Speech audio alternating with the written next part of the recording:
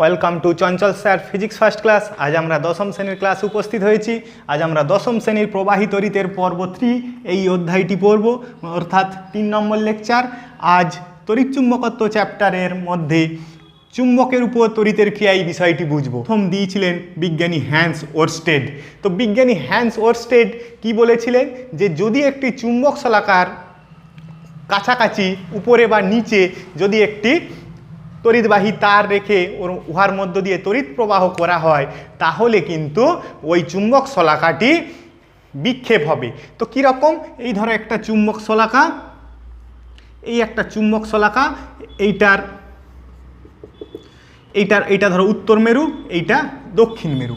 এইটার উপর দিয়ে বা নিচের দিয়ে যদি একটা তড়িৎ পরিবাহী তার এবং তার যদি ব্যাটারি দিয়ে লাগিয়ে দেওয়া হয়, তাহলে কি দেখা যাবে?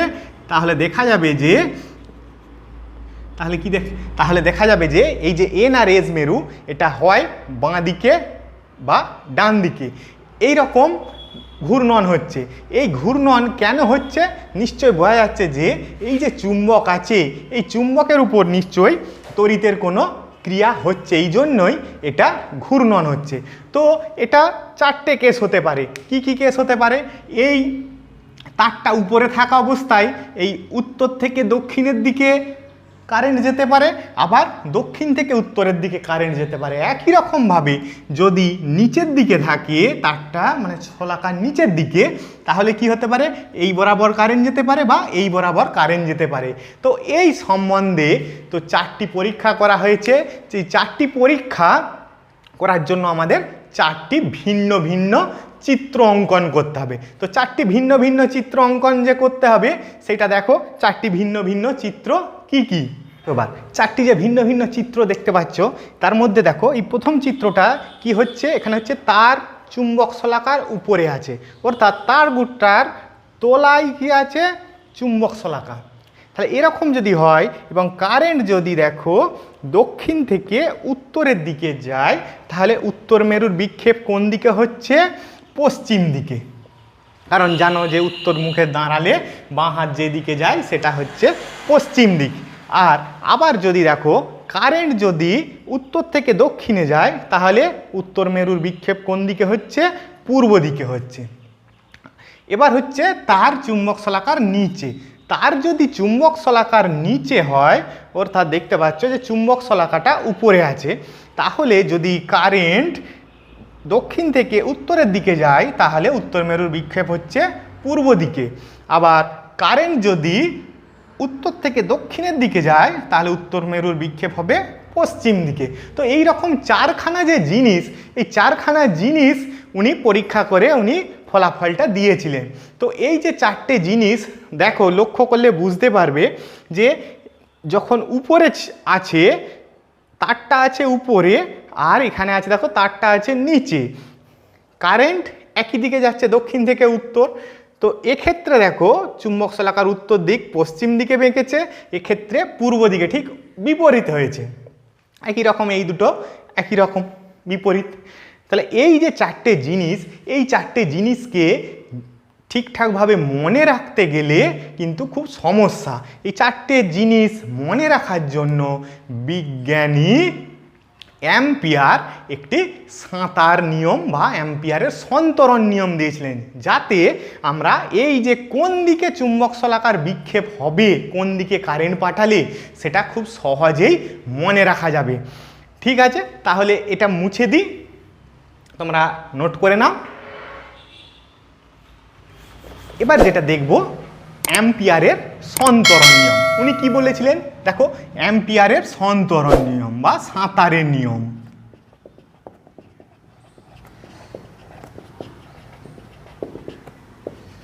কি নিয়মটি দেখো, বলছে কোনো কাল্পনিক সাঁতারু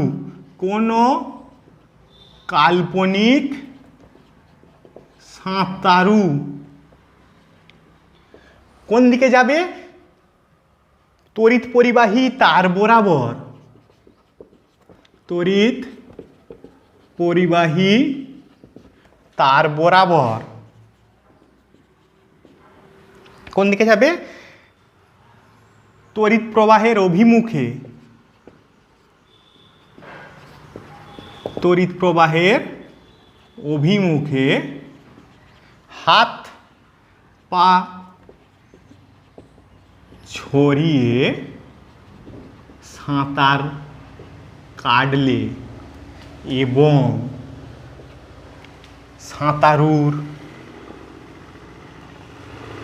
সাঁতারুর চোখ চুম্বক শলাকার দিকে থাকলে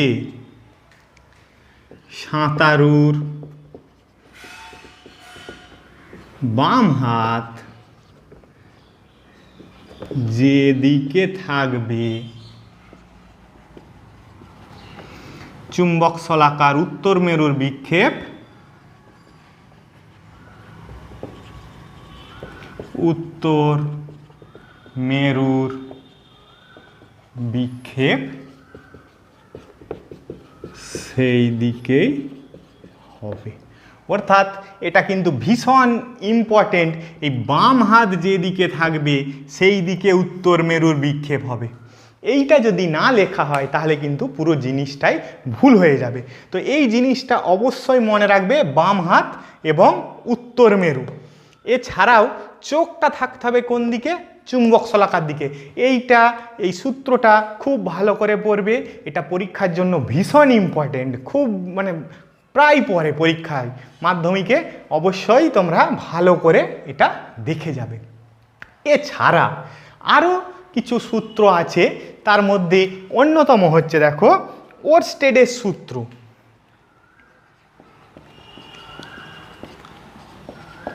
ওরস্টেডের সূত্র, তাহলে ওরস্টেডের সূত্র কি বলছে? যে এই ডান হাতের 4টি আঙুল, এই বৃদ্ধাঙ্গুষ্ঠ বাদে এইটিকে এমনভাবে রাখা হচ্ছে যাতে করে এই হাতের তালু এবং ধরো এটা চুম্বক শলাকা, এই চুম্বক শলাকার মাঝে কি আছে? তড়িৎ পরিবাহী তার আছে।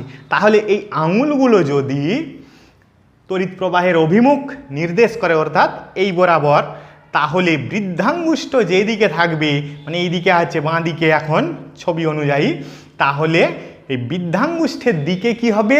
চুম্বক শলাকার উত্তর মেরুর বিক্ষেপ ঘটবে। তাহলে এইটা হচ্ছে বিজ্ঞানী ওরস্টেড একটা নিয়ম দিয়েছিলেন। তাহলে ওর নিয়মটা একটু লিখা নিয়ে যাক, তোমরা নোট করো। বৃদ্ধাঙ্গুষ্ঠ ছাড়া ডান হাতের বাকি 4টি আঙুলকে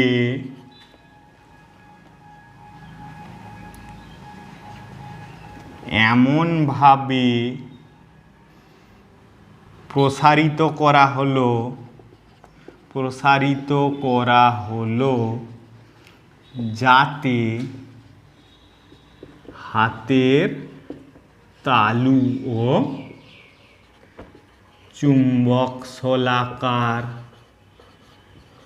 মাঝে তড়িৎবাহী তারটি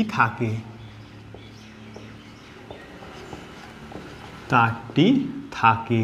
তাহলে বৃদ্ধাঙ্গুষ্ঠ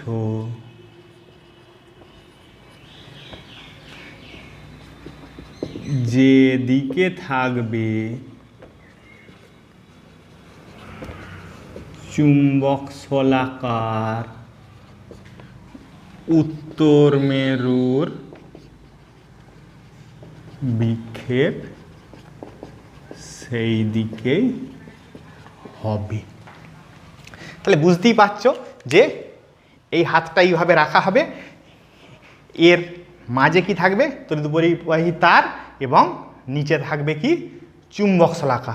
তাই তড়িৎ পরিবাহী তার থাকবে তালু আর চুম্বক শলাকার মাঝে। তাহলে এই বৃদ্ধাঙ্গুষ্ঠ যেদিকে থাকবে সেই দিকেই হবে উত্তর মেরুর বিক্ষেপ। এবার তোমরা বুঝতে পারছো যে এখানে কিছু একটা হচ্ছে, যার জন্য কি হচ্ছে? একটা চুম্বকের উপর একটা তড়িতের ক্রিয়া হচ্ছে। তাহলে তড়িৎ যদি যায় নিশ্চয়ই সেখানে কোনো একটা চুম্বক ক্ষেত্র সৃষ্টি হচ্ছে। যদি না চুম্বক ক্ষেত্র সৃষ্টি হতো তাহলে কিন্তু এই চুম্বক শলাকার বিক্ষেপ হতো না। তো যেহেতু চুম্বক ক্ষেত্র সৃষ্টি হচ্ছে এখানে অবশ্যই কী হবে, চৌম্বক বলরেখার সৃষ্টি হবে। তো এই চৌম্বক বলরেখার অভিমুখ কোন দিকে সেই সম্বন্ধে আরেকটি সূত্র আছে যেটাকে বলা হচ্ছে দক্ষিণ মুষ্টি নিয়ম। তো কীরকম দক্ষিণ মুষ্টি নিয়ম? ধরো এটা একটা তড়িৎ পরিবাহী তার, এখানে কি হচ্ছে এই নিচে থেকে ধরো উপরের দিকে কারেন্ট যাচ্ছে। তাহলে আমি যদি ডান হাতে করে এই বাকি মানে বৃদ্ধাঙ্গুষ্ঠ বাদে বাকি আঙুলগুলোকে যদি এটাকে মুষ্টিবদ্ধ করে এই তারটাকে ধরি, তাহলে দেখো বৃদ্ধাঙ্গুষ্ঠ যদি তড়িৎ প্রবাহের অভিমুখ নির্দেশ করে তাহলে এই যে আঙুলগুলো আছে এই আঙুলগুলো কি করবে, এই তারটির চারপাশে চুম্বক বলরেখার সৃষ্টি হবে, সেই বলরেখার অভিমুখ নির্দেশ করবে। তাহলে দেখো এইটা তড়িৎ পরিবাহী তার, ডান হাতের দিয়ে কি করা হচ্ছে, চারটে আঙুল দিয়ে মুষ্টিবদ্ধ করা হচ্ছে, আর বৃদ্ধাঙ্গুষ্ঠ কি করছে দেখো উপরের দিকে যে কারেন্ট যাচ্ছে সেটা নির্দেশ করছে।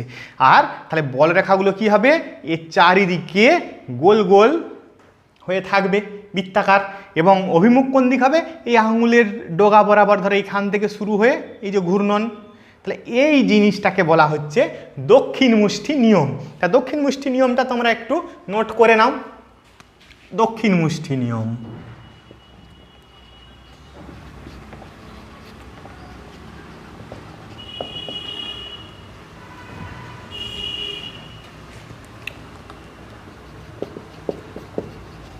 যদি কোনো তড়িৎবাহী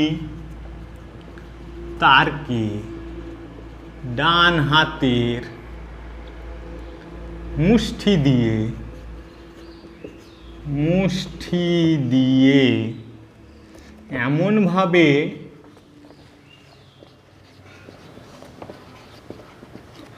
ধরা হলো যাতে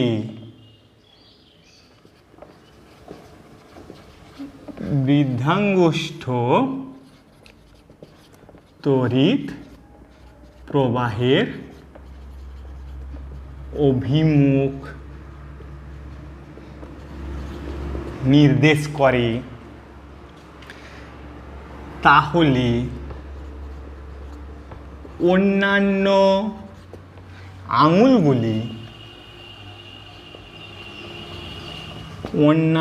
আঙুলগুলি বলরেখা অভিমুখে তারটিকে ঘিরে থাকবে,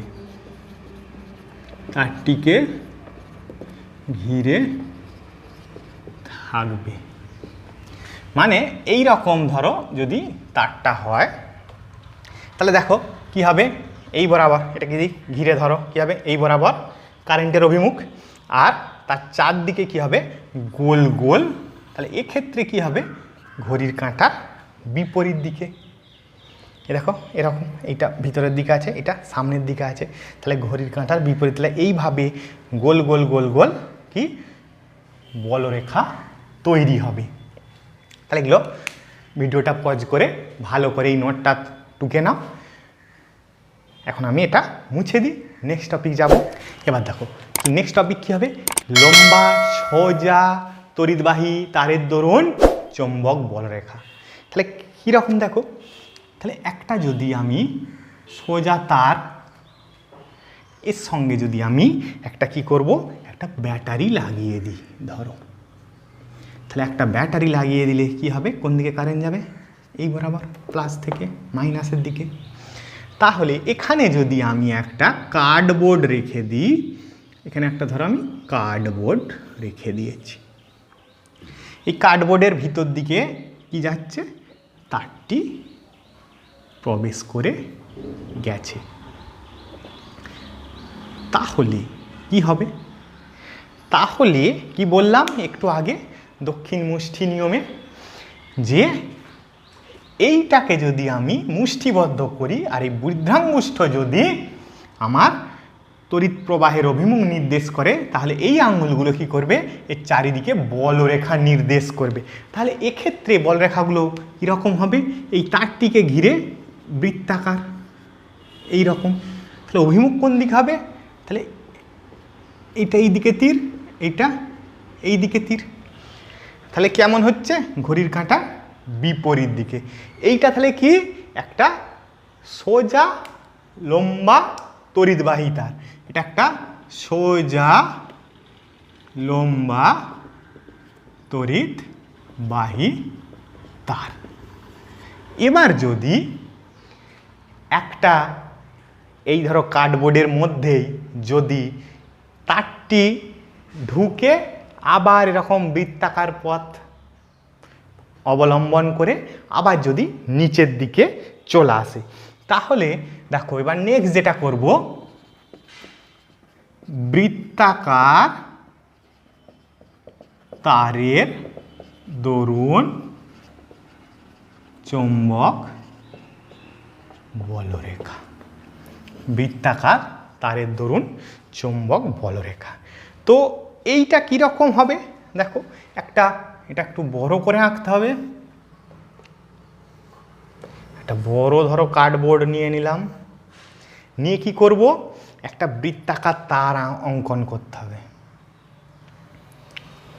একটা বৃত্তাকার তার অঙ্কন করলাম। এই বৃত্তাকার তারটি কি হবে, এই জায়গা দিয়ে ঢুকে এখানটা দিয়ে ধরো বেরিয়ে এলো, এখানটা দিয়ে বেরিয়ে এসে এইটাকে কি করব, এইটাকে একটা ব্যাটারির সাহায্যে যোগ করে দেবো। তাহলে এইদিকে কোন দিকে কারেন্ট যাচ্ছে, এই দিকে কারেন্ট যাচ্ছে, আর এইটার কোন দিকে কারেন্ট আসছে, এই বরাবর কারেন্ট আসছে। তাহলে এক্ষেত্রে কি হবে, এক্ষেত্রেও একই রকমভাবে দেখো বলরেখাগুলি হবে। এই তারকে কি হবে, বৃত্তাকার পথে, এই বৃত্তাকার পথে বলরেখাগুলি হবে। এটারও কি হবে, এটারও বৃত্তাকার পথে বলরেখা হবে।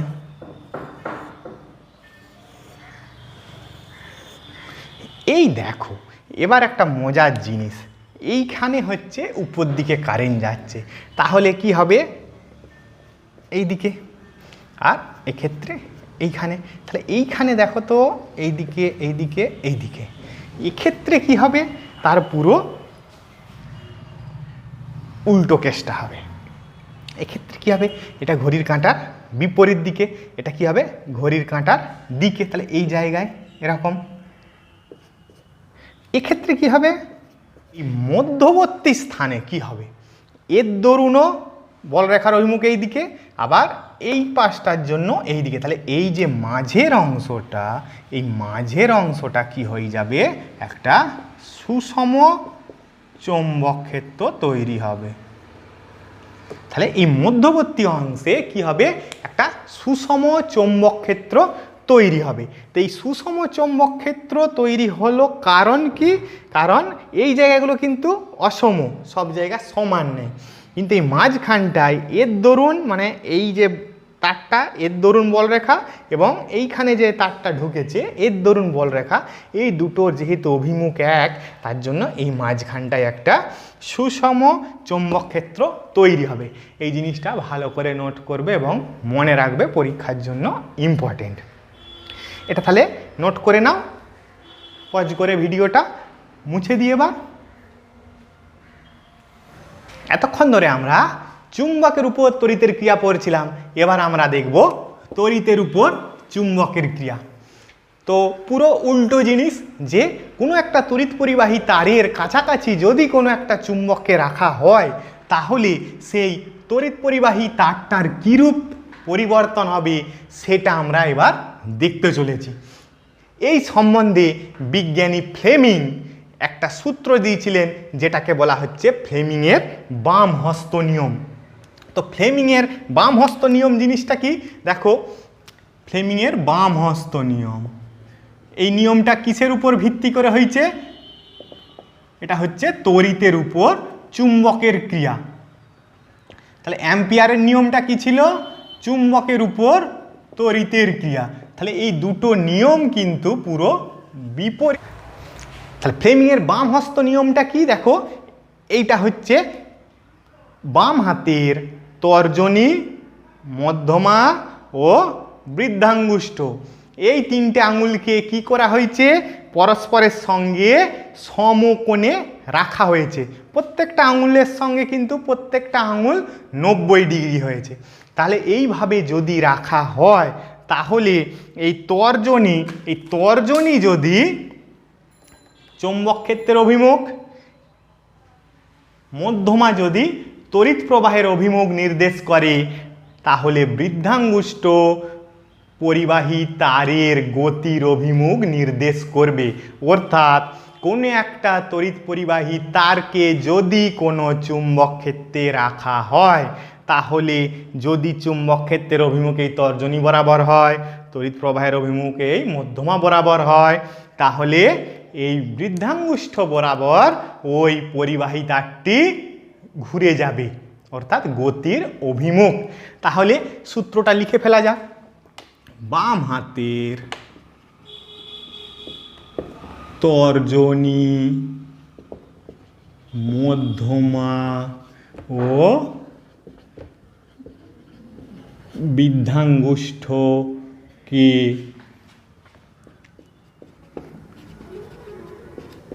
পরস্পরের সহিত সমকোণে রাখলে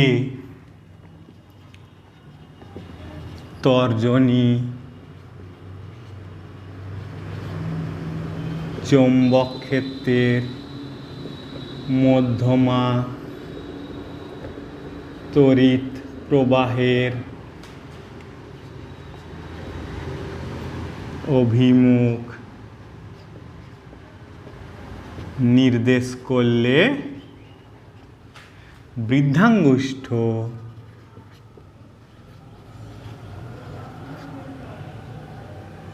পরিবাহীর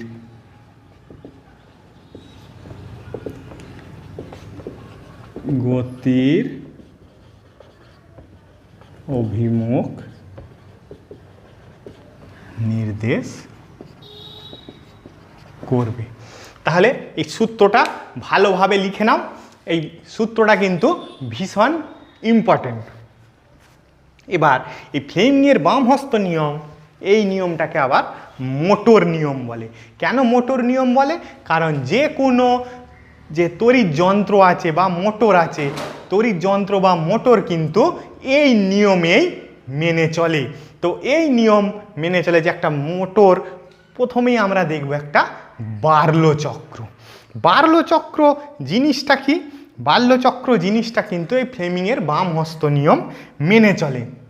তো বার্লো চক্র জিনিসটা জানতে গেলে আমাদের প্রথম বার্লো চক্রের ছবিটা আঁকতে হবে। তো বার্লো চক্রের ছবিটা দেখো। বার্লো চক্রের ছবিটা দেখতে গেলে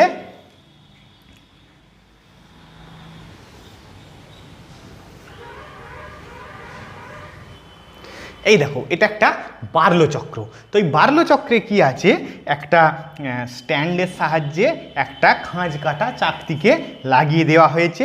এই খাঁজ কাটা চাকতিকে লাগিয়ে দিয়ে এটার যে খাঁজগুলো আছে তার একবারে তলদেশে একটা পারদের পাত্র রাখা হয়েছে। এই পারদের পাত্র এবং এই যে স্ট্যান্ড, এটার সঙ্গে একটা ব্যাটারি লাগিয়ে দেওয়া হয়েছে। এই ব্যাটারিটার এটা প্লাস এটা মাইনাস, তাহলে এইদিকে যেয়ে এইদিকে কারেন্ট আসছে, এই পারদ বরাবর এসে আবার মাইনাসে আসছে। আর কি আছে, এই পারদটাকে চারদিকে একটা অশ্বক্ষুরাকৃতি চুম্বক লাগানো হয়েছে। এটা এন মেরু, এটা এস মেরু। তাহলে এই যখনই এটা কারেন্টে লাগিয়ে দেওয়া হবে, তাহলে কি হচ্ছে বলো তো? এই দিকে কারেন্ট যাচ্ছে, চৌম্বক ক্ষেত্রের অভিমুখ কোন দিকে? এই দিকে, এন টু এস সর্বদা। তাহলে দেখো, যদি আমরা ছবিটা বোঝার চেষ্টা করি, ছবিটা বোঝার চেষ্টা করলে কি হবে, এই দেখো, চৌম্বক ক্ষেত্র কোন বরাবর? তর্জনী বরাবর, এন টু এস। কারেন্ট কোন দিকে? মধ্যমা বরাবর, নিচের দিকে। তাহলে তড়িৎ যে পরিবাহী তার গতির অভিমুখ কোন দিকে? বৃদ্ধাঙ্গুষ্ঠ বরাবর। তাহলে কি হবে? গতি এই দিকে এসে যাবে। তাহলে এই যে খাঁজ কাটা এই যে চক্রটা আছে, যেটাকে বলা হচ্ছে বার্লো চক্র, এই খাঁজ কাটা অংশটা কোন দিকে যেতে চাইবে? এই দিকে। তাহলে একটা খাঁজ কি হবে? সরে চলে যাবে। একটা খাঁজ সরে চলে গেলেই কি হবে? পরের খাঁজটা এসে পারদে লেগে যাবে। তাহলে এইভাবে চক্রটি কি হবে? এই বরাবর, তাহলে এই দিকে চলে যাচ্ছে, তাহলে এই বরাবর, তাহলে এইটা হয়ে যাবে কি ঘূর্ণনের অভিমুখ। এইটা হয়ে গেল ঘূর্ণনের অভিমুখ।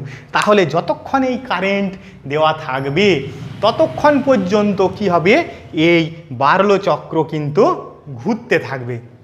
তো এইখানে এইটাকে কেন খাঁজ খাঁজ করা হয়েছে এটা জানতে হবে।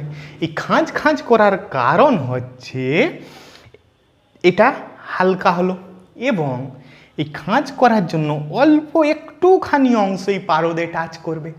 তাহলে যেই পারদ যদি এটা একটা পুরো গোল মতো হতো, অনেকটা অংশ পারদে টাচ করতো, তাহলে সরাতে অসুবিধা হতো। যেহেতু খাঁজ হয়েছে এবং এটা হালকা হয়ে গেছে চক্রটা, তার জন্য এটাকে ঘোরাতে খুব সুবিধা হবে।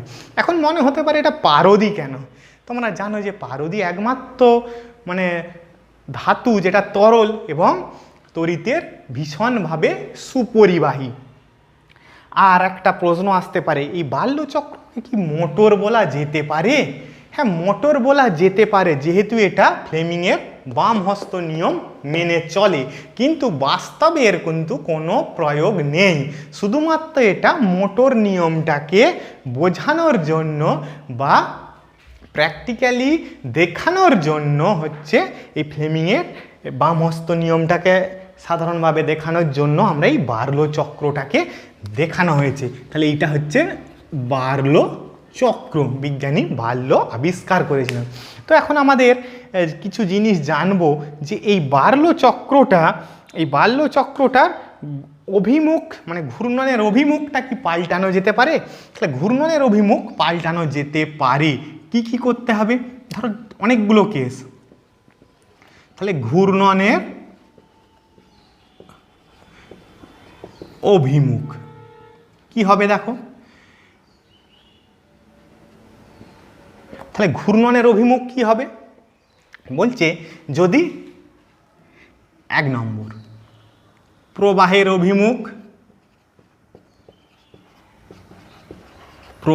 অভিমুখ পরিবর্তিত হলে কি হবে, ঘূর্ণনের অভিমুখ পরিবর্তিত হবে। সেকেন্ড কি, চুম্বকের মেরুদ্বয় পরিবর্তন করলে।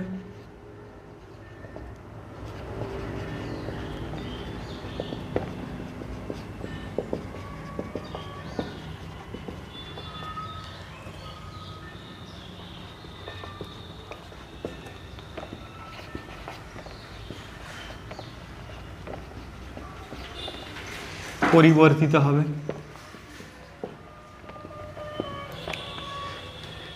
নেক্সট কি হবে, প্রবাহের অভিমুখ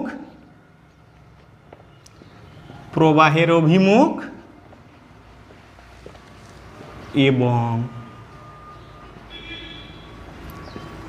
চুম্বকের মেরুর অভিমুখ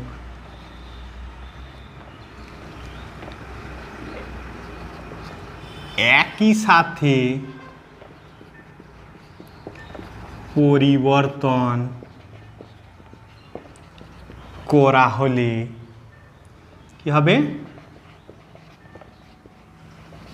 ঘূর্ণনের অভিমুখ অপরিবর্তিত থাকবে। তাহলে দেখো যে প্রবাহের অভিমুখ যদি চেঞ্জ হয় তাহলেও ঘূর্ণনের অভিমুখ চেঞ্জ হবে। মেরুদ্বয় পরিবর্তন করলে অর্থাৎ উত্তরের জায়গায় দক্ষিণ এবং দক্ষিণের জায়গায় যদি উত্তর নিয়ে যায় তাহলেও মেরুদ্বয় পরিবর্তন করলেও ঘূর্ণনের অভিমুখ পরিবর্তিত হবে। আবার যদি এই ব্যাটারিটাকেও মানে প্লাসটা মাইনাসটাকে প্লাস করে দিই তাহলে পরিবর্তন হবে।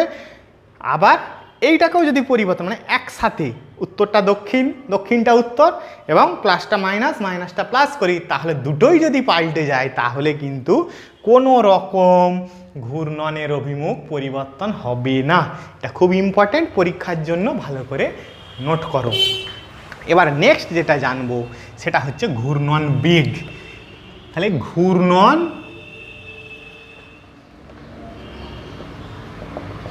বেগ। ঘূর্ণন বেগটা কি বলছে, যদি প্রবাহ মাত্রা বাড়িয়ে দিই, প্রবাহ মাত্রা বাড়িয়ে দিলে কি হবে, ঘূর্ণন বেগ বাড়বে। এই চুম্বকটাকে যদি শক্তিশালী করি তাহলে কি হবে, এর প্রবাহ মাত্রা বাড়বে এবং ঘূর্ণন বেগও বাড়বে। তাহলে দুটো, তাহলে প্রবাহ মাত্রা যদি বাড়ায় কি হবে, ঘূর্ণন বেগ বৃদ্ধি পাবে। আর 2 নম্বর, চুম্বকের শক্তি যদি বৃদ্ধি করি, চুম্বকের শক্তি যদি বৃদ্ধি করি, ঘূর্ণন বেগ কি হবে, বৃদ্ধি পাবে। এই বাল্যচক্রের লাস্ট জিনিস জানবো, এই বাল্যচক্রটা কিসে চলে, এসিতে ডিসিতে দুটোতেই কি চলবে না, শুধু কিসে চলবে, কিসে চলবে বলো। এখানে যেটা এঁকেছি আমরা সেটা কিন্তু ডিসি, কারণ এখানে ব্যাটারি লাগিয়েছি। যদিও ডিসি এসি এখনও বুঝিনি, নেক্সট যে ক্লাস সেখানে জানবো। তো ডিসি এসির এখানে ডিসি মানে ডাইরেক্ট কারেন্ট বা সমপ্রবাহ। তো ডিসি হলে কি হয় যে প্রবাহের অভিমুখ সর্বদা একই থাকে, এসি হলে কি হবে, প্রবাহের অভিমুখ সর্বদা পরিবর্তিত হবে। এই দিকে যাচ্ছিল আর পর মুহূর্তে এইদিকে আবার এইদিকে, তাহলে যদি এসি হয় কি সমস্যা হবে, যখন এই দিকে যাচ্ছিল ঘূর্ণনের অভিমুখ এই দিকে হতে চাইছে, আবার যেই এই দিকে কারেন্ট যাবে ঘূর্ণনের অভিমুখ এই দিকে, তাহলে এইমাত্র এইদিকে এইমাত্র এইদিকে, তাহলে কি হবে, তাহলে এই কোন দিকে ঘুরবে, কোনো দিকেই ঘুরতে পারবে না, এক জায়গায় স্থির হয়ে থাকবে। তাহলে এই বার্লো চক্র কিন্তু এসিতে হয় না। কেন হয় না বললাম, যে অনবরত প্রবাহ মাত্রার পরিবর্তন হবে, তার ফলে কোনো দিকেই এটা ঘুরতে পারবে না। ডিসিতে বাল্যচক্রে কাজ করে। তাহলে এটা একটা ইম্পর্টেন্ট কোশ্চেন পড়তে পারে যে বাল্যচক্র এসিতে কেন কাজ করে না, কেন না, এসিতে কি হয়, প্রবাহ মাত্রার অনবরত পরিবর্তন ঘটে, এই জন্যই এই ঘূর্ণন হয় না, এক জায়গায় স্থির থাকে। তাহলে ভালো করে এটা নোট করে নাও, ভিডিওটা পজ করে, আর যেগুলো না বুঝতে পারবে কমেন্ট করবে। এটা তাহলে মুছে দিই। এবারে যেটা আমরা জানবো যে এই যে তড়িতের উপর চুম্বকের ক্রিয়ার আজকের শেষ টপিক কি জানবো, ডিসি মোটর। ডিসি মোটর, তো আমরা জেনে গেছি যে ফ্লেমিংয়ের বাম হস্ত নিয়ম হচ্ছে মোটর নিয়ম। তো মোটর কিভাবে কাজ করে সেটাকে আমরা একটু দেখব। মোটর কিভাবে কাজ করে দেখো, মোটর দেখতে গেলে আমাদের দুটো চুম্বক, একটা চুম্বক ধরো এইটাকে এন মেরু, আর একটা চুম্বক মানে ওই চুম্বকটারই এটা হচ্ছে এস মেরু, মাঝখানটায় কি হবে, একটা নিশ্চয় চুম্বক ক্ষেত্র থাকবে। এই চুম্বক ক্ষেত্রের মাঝে আমরা কি করব, এই চুম্বক ক্ষেত্রের মাঝে আমরা একটা তড়িৎ পরিবাহী তার, কেমন তার, চৌকো একটা তারের কুণ্ডলী, অনেকগুলো তার আছে মনে করতে হবে। এই কুণ্ডলী এটাকে বলা হয় আর্মেচার। এই যে এখানে অনেকগুলো তারের পাক দেয়া থাকবে, এটা হচ্ছে আর্মেচার কুণ্ডলী। এটার সঙ্গে কি করা হবে, এটার সঙ্গে একটা অ্যাক্সেল দিয়ে এরকম একটা লাগানো হলো, এরকম লাগিয়ে একটা এখানে দেখো জিনিসটা এরকম একটা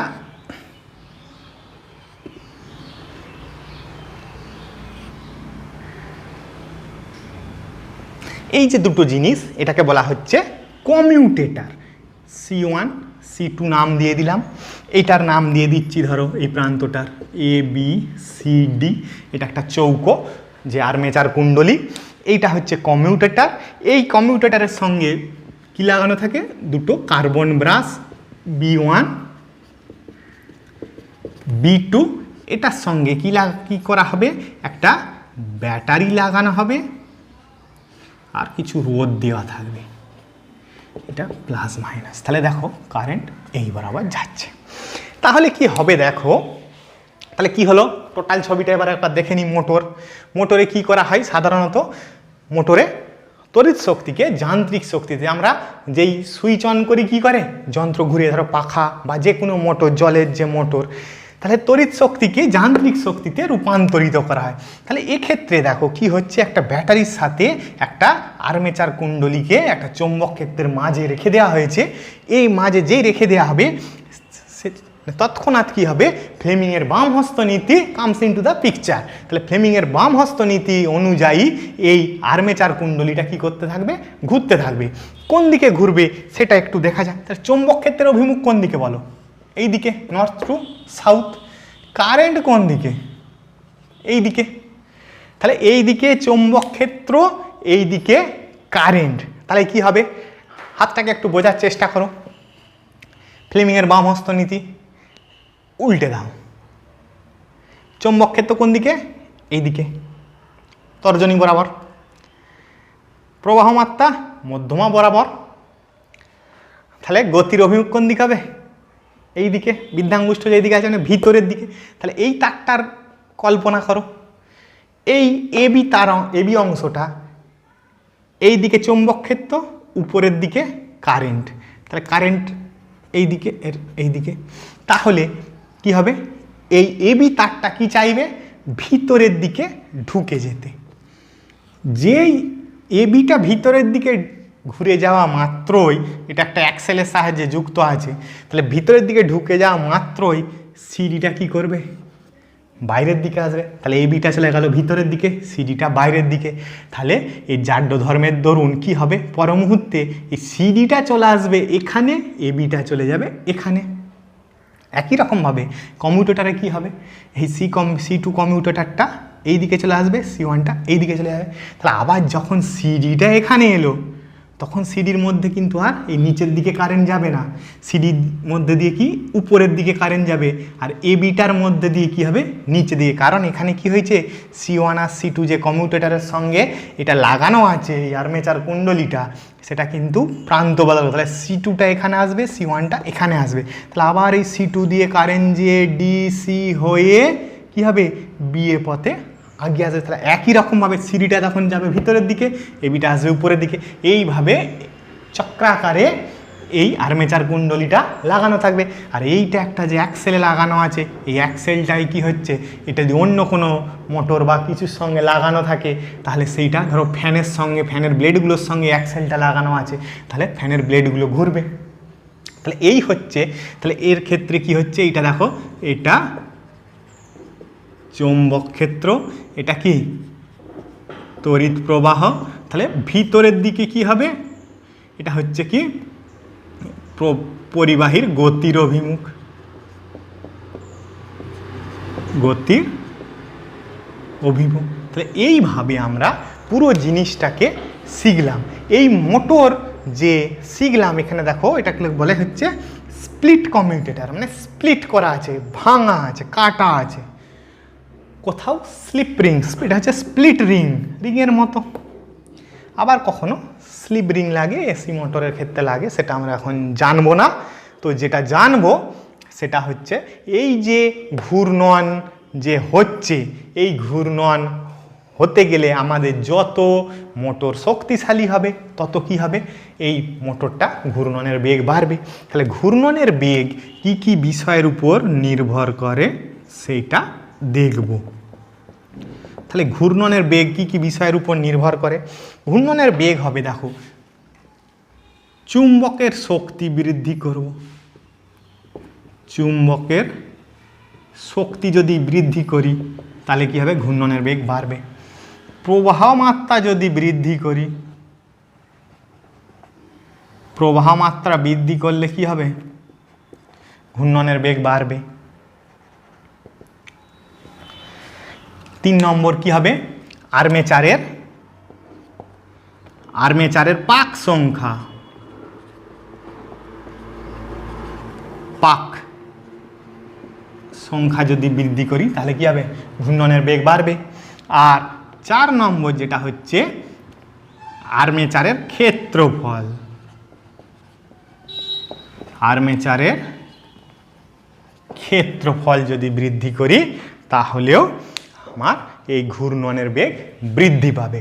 তাহলে স্টুডেন্টস, তোমরা বুঝতে পারলে মোটামুটি আজকের যে লেকচারটা ছিল পর্ব 3 সেটা তোমরা ভালো করে নোটটা করে নেবে এবং বই দেখে খুব সুন্দর করে জিনিসটা পুরো ক্লিয়ার করে নেবে, কারণ মাধ্যমিকে এটা কিন্তু তোমাদের ভীষণ একটা ইম্পর্টেন্ট জিনিস। আর যদি কিছু বুঝতে অসুবিধা হয় তোমরা অবশ্যই কমেন্টে লিখবে এবং তোমাদের বন্ধুদের সঙ্গে কিন্তু এই জিনিসটা অবশ্যই শেয়ার করবে, কারণ সকলেই শিখবে জিনিসটা। আর তাদেরকে বলবে লাইক করতে, শেয়ার করতে এবং অবশ্যই সাবস্ক্রাইব করতে। ঠিক আছে, আজকে এই পর্যন্তই। Thank you.